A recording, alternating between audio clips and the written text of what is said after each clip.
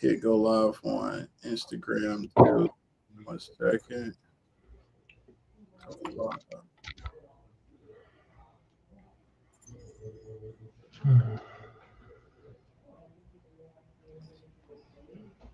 We're live.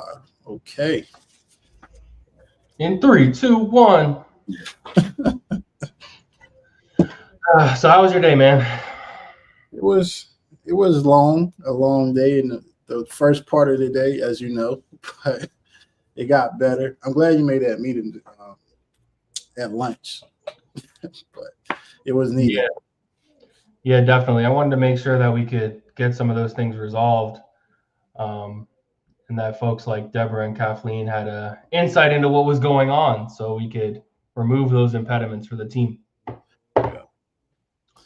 So I know we want to get into this conversation of life before tech. So I know our day to day with the company we work for right now, it can get chaotic at times, but it's a blessing, right? Because where we started from is not was not ideal of where we wanted to be. So the first question I want to open up with was, what was your worst job that you've ever had before breaking into tech? That's a great opening question. So I've had a plethora of jobs, most of which were not very good jobs. I was grateful to have a job at the time, but definitely wasn't the ideal industry, wasn't the ideal situation.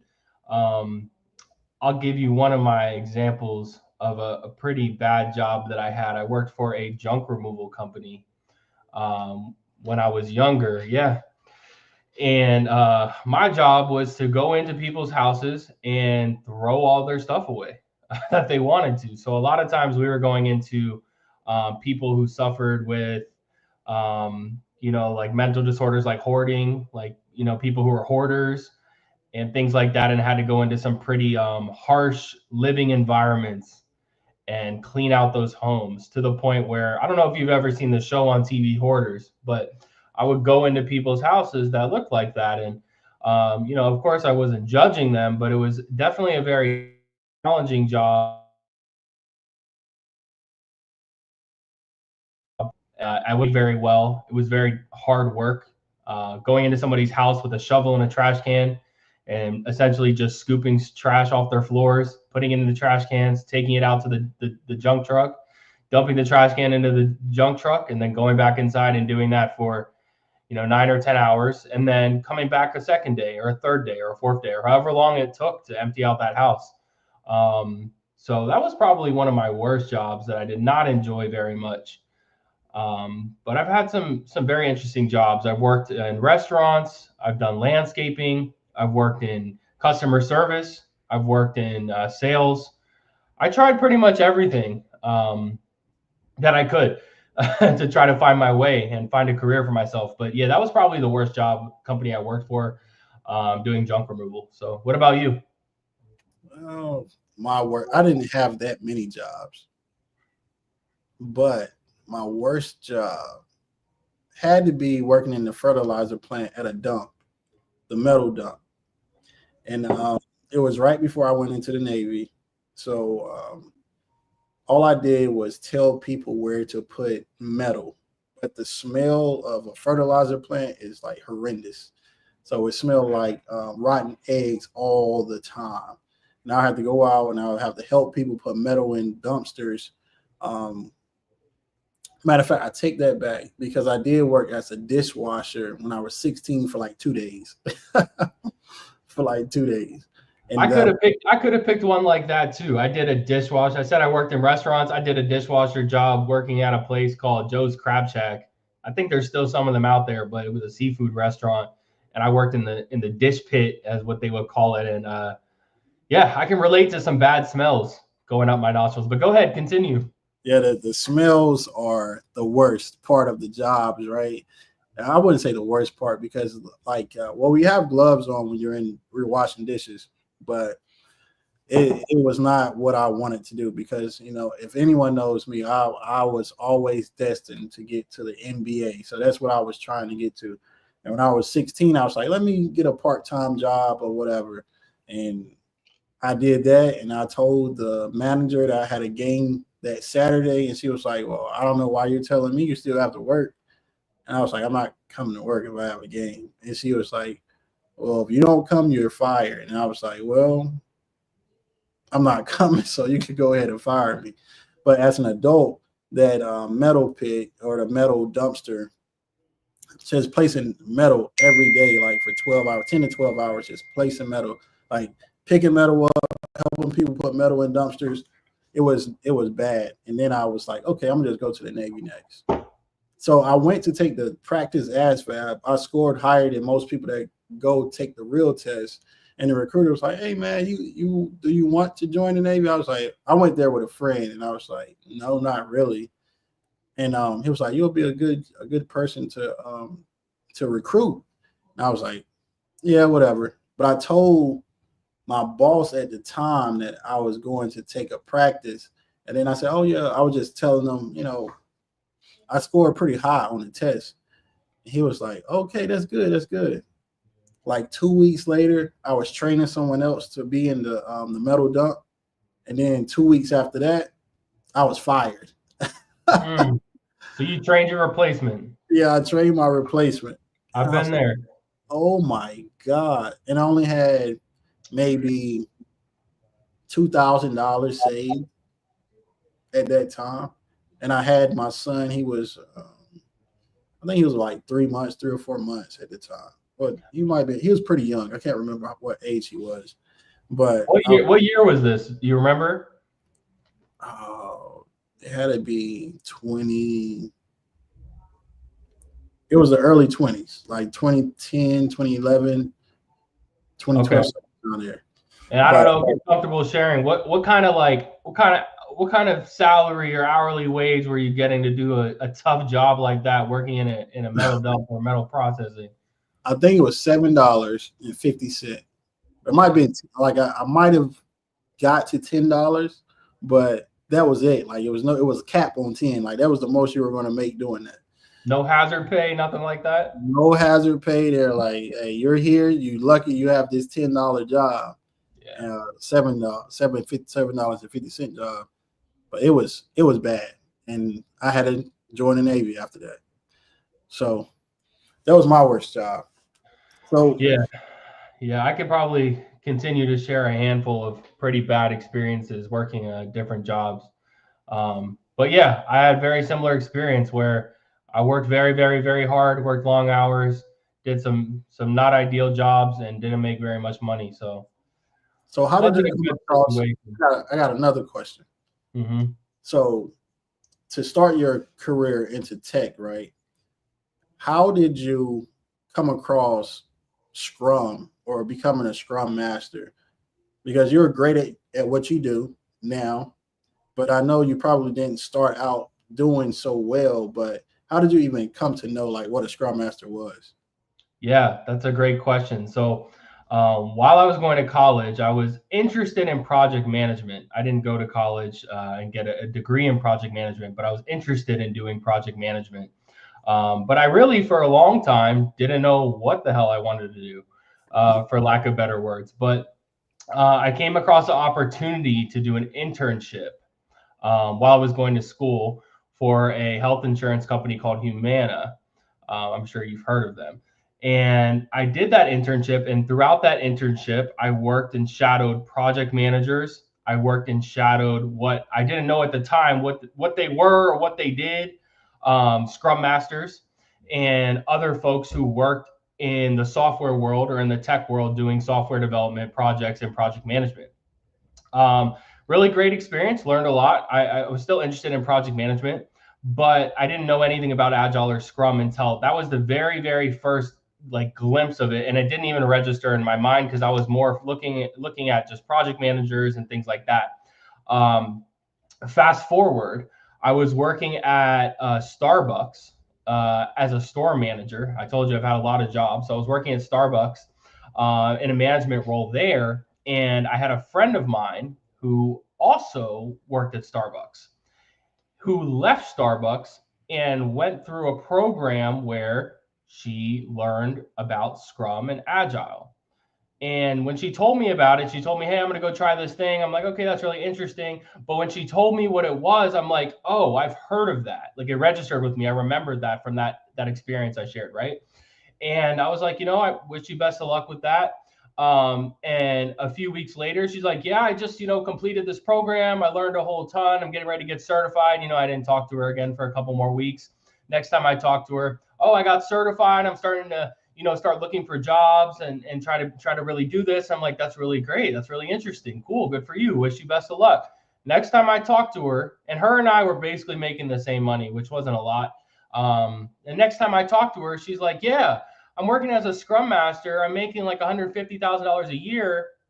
And, I work from home and life is great. How are you doing? And I was like, I'm doing great. Thanks. So that was kind of my first like, wow moment. Right. And so from there, I was like, I'd be interested in trying to do a similar thing, like from what she told me about what scrum masters do, what she told me about agile, and then everything started coming back to me with project management and things like that. Because I still at that point, like I was trying to build my career. I thought maybe the path that I was in was the way for me, but I wanted to do something else. And I really, to be completely honest, wasn't happy. I was working my ass off, wasn't making a lot of money.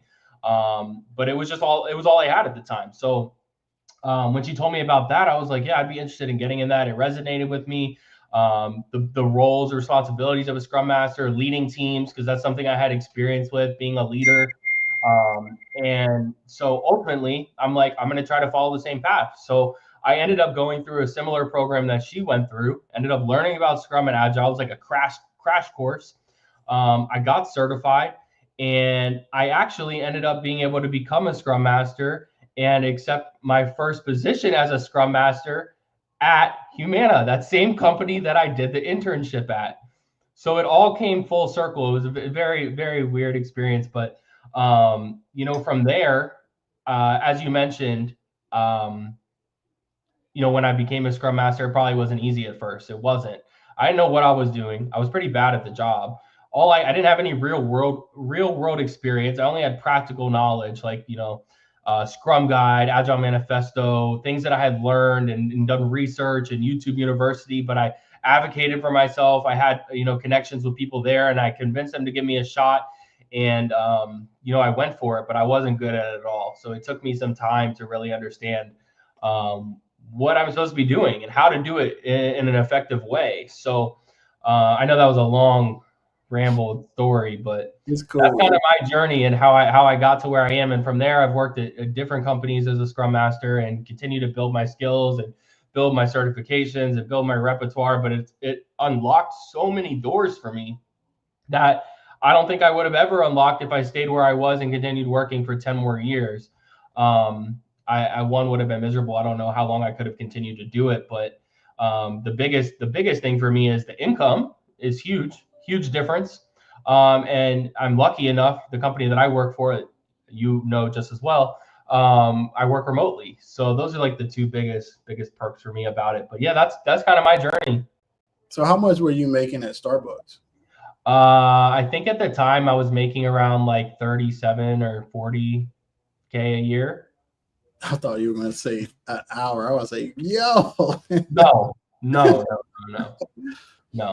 Yeah, Starbucks. Yeah, I was like 37 or so, I think maybe 38, something like that, a year. And, to go from that to making four times as much, is a huge change in your life. You're like, wow, I can, and it's not so much like, I felt rich, although I did kind of feel like, oh yeah, I got some money, but it's more like I just wanted to be able to pay my bills, take care of myself, be able to support other people who I cared about and my family. And, it really came down to is I used to just cry to the roof. Like, I just want to be able to take care of myself and be self-sufficient and not struggle every day and day out and wait for that next paycheck. And, I wanted some financial independence. And so that's something that, becoming a Scrum Master unlocked for me.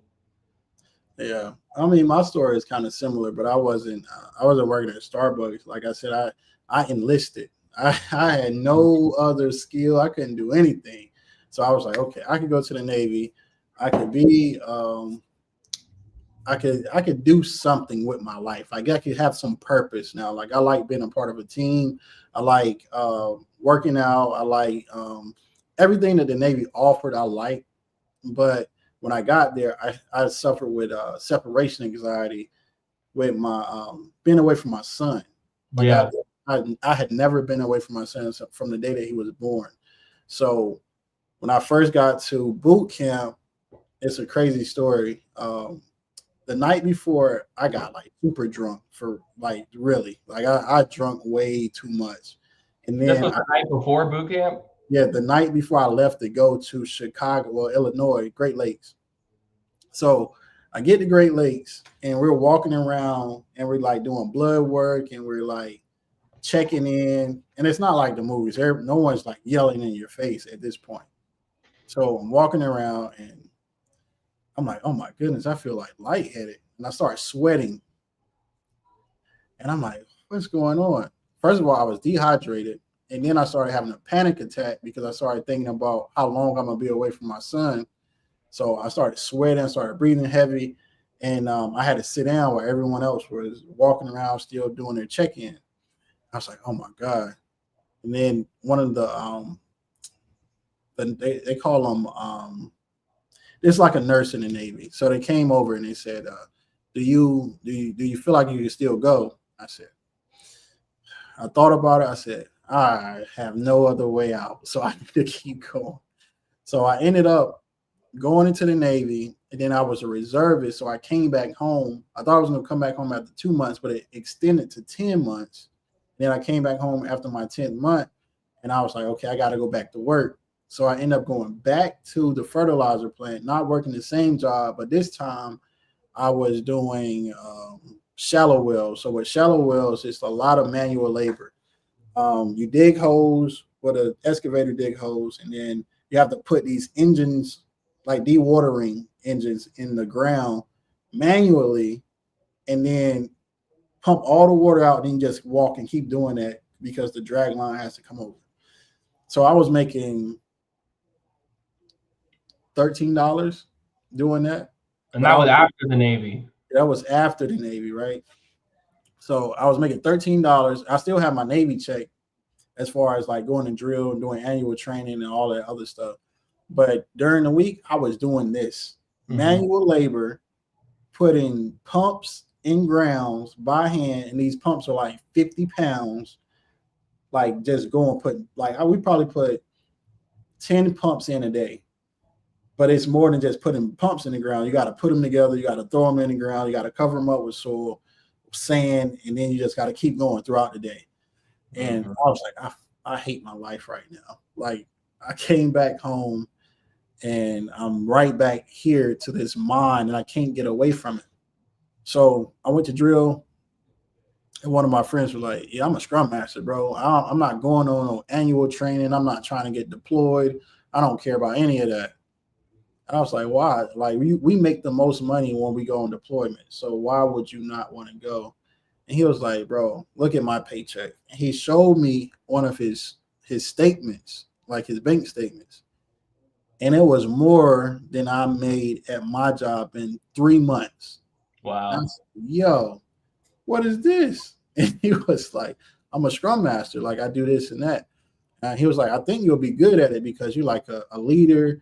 You motivate people. You make people feel good about what they're doing. You're very organized. Like you do a lot of check-ins. You talk to all of us at drill like the way you're supposed to. And I was like, okay, man, like whatever. Now, I went on like an annual training and came back. And he was like, hey, man, like I could hook you up with my mentor. He could help you. He could coach you. And I was like, okay, what, like how much is it? I know everything comes with a price. So I paid close to $3,000, if not right at $3,000 for a 2-week crash course on Scrum and how to become a Scrum Master. And it wasn't enough for me. Like I was like, I need more coaching. So I went and studied on my own. Like I grasped the concepts pretty good. So I went, studied on my own, looked at YouTube, read the Scrum Guide over and over and over again. did like little simulation tests of that wherever I could find. And then I started applying and I started getting interviews. But the first interview was really bad. I think I jumped off the call. I was like, yo, I can't do this. Like, I don't know what's going on. Like, I froze up. One interview, they told me to pull up a Jira board and create a story or something. I was like, I've never used a Jira board before. So I'm like, I could speak to the Jira board, but now they're putting me on the spot, like, show us what you could do. And I'm like, okay. So all that to say, like, all the experiences that we have with before we broke into tech as Scrum Masters, it helps us coach the people that we have in our groups and mentor people better because of all of those pain points. Like, you went through different pain points, I went through different pain points, and we come together to make it easier for people to do it. But it's not saying that it's not going to be work. You still have to put forth the work, and our time is valuable because we make well over 6 figures to be a Scrum Master. So I think, like, just before tech, my life was miserable. Like, I did not know where to do, didn't know where to go.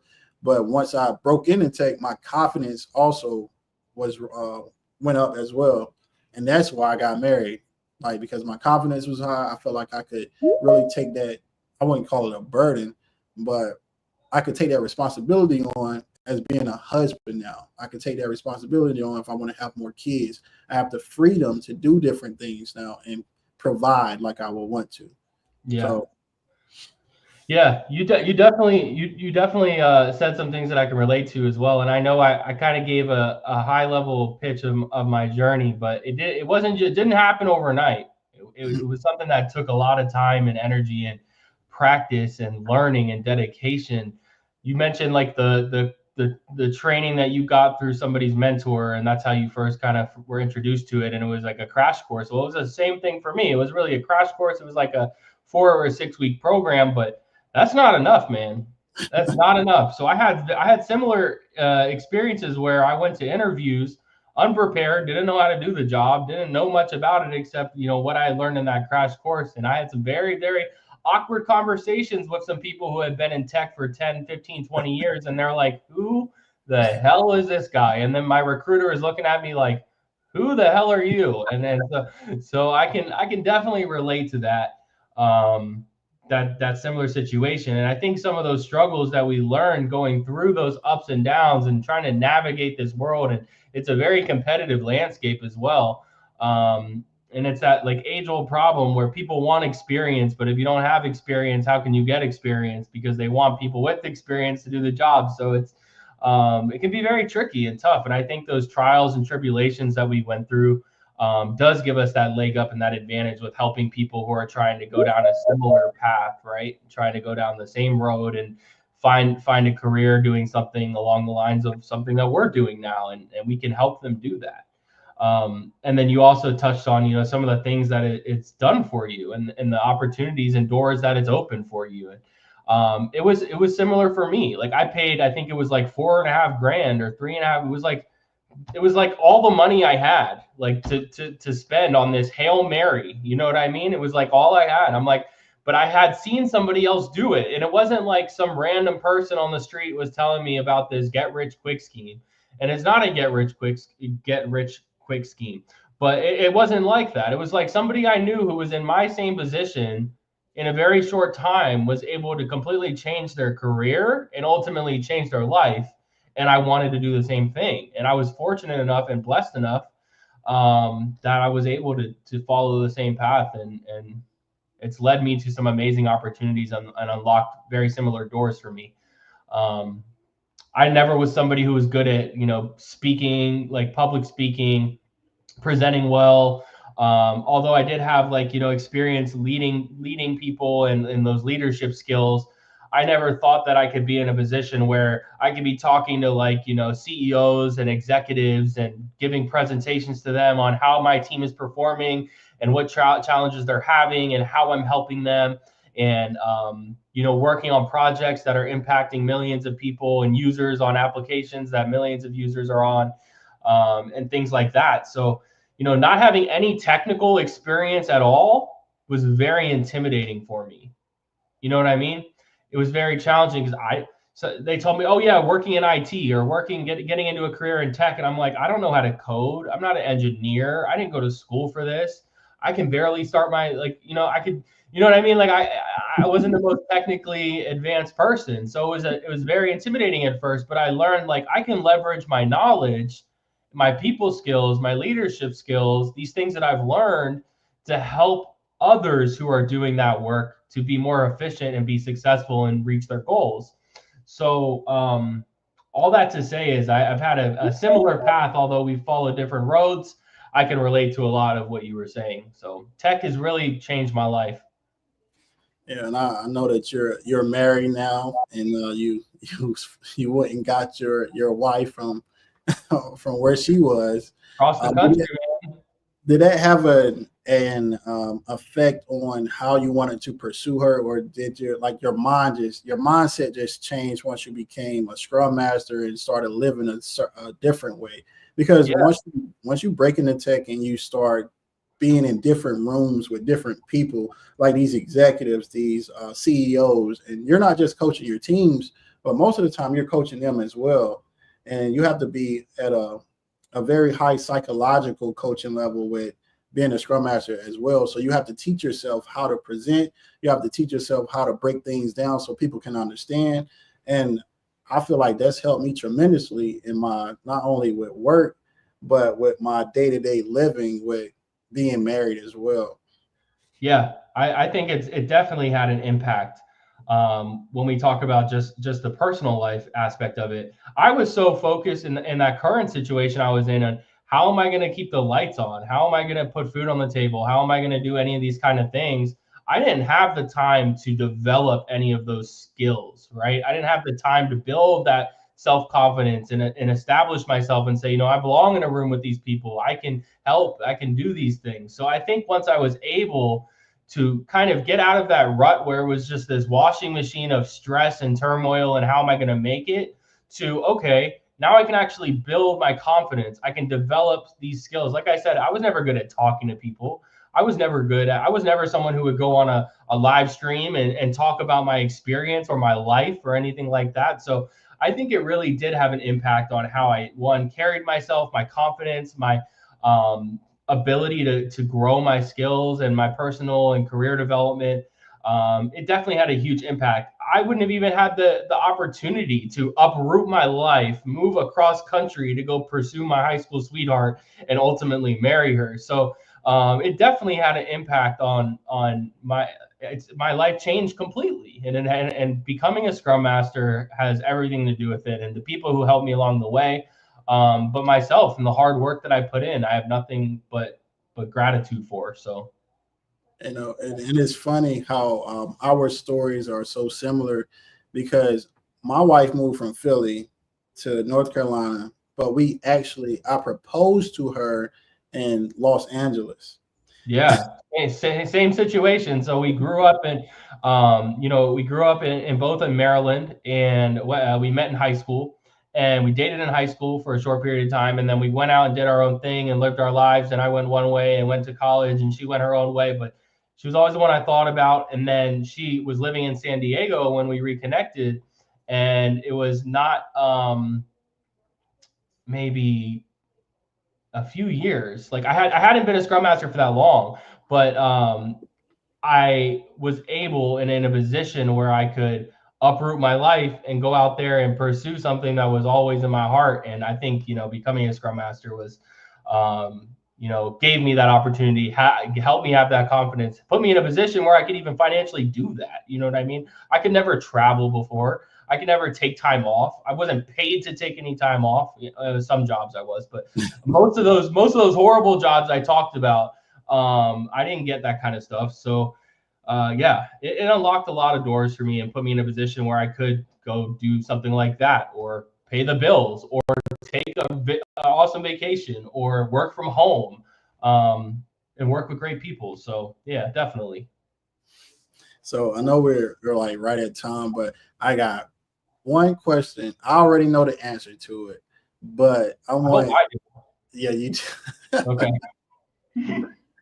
So where did you reconnect with your high school sweetheart? Really? Yeah, I That's what want we're to. gonna do? Yeah. It was actually on social media. It was on LinkedIn, to be more specific. To be more specific, it wasn't Instagram or Facebook or anything like that. It was on LinkedIn. LinkedIn. Now we had been in touch over the years, right? Like, we kept in touch here and there, but I'm like, oh, I got this nice resume behind my profile picture. I'm making some money. Let me try to, show that I have my life together a little bit more and go pursue her. Yeah, when we reconnected on LinkedIn, I reached out and we exchanged numbers, and it's all history from there. But yeah, that's where it was. Yeah. And it's the only reason I bring that up because I want everyone to know how important LinkedIn is. Never know who you'll meet on there, right? You can have your job or your spouse. Yeah. All right, so that's Timothy Lewis, the Chief Operations Officer at HSI, and I'm the CEO of HSI. So if you have any questions on how we can help you break into tech as a Scrum Master, product owner, or anything in Agile, please let us know. But we'll try to come back to you weekly on these live streams just to give you either information or just have a laid back conversation with you. So until next time, guys, good night.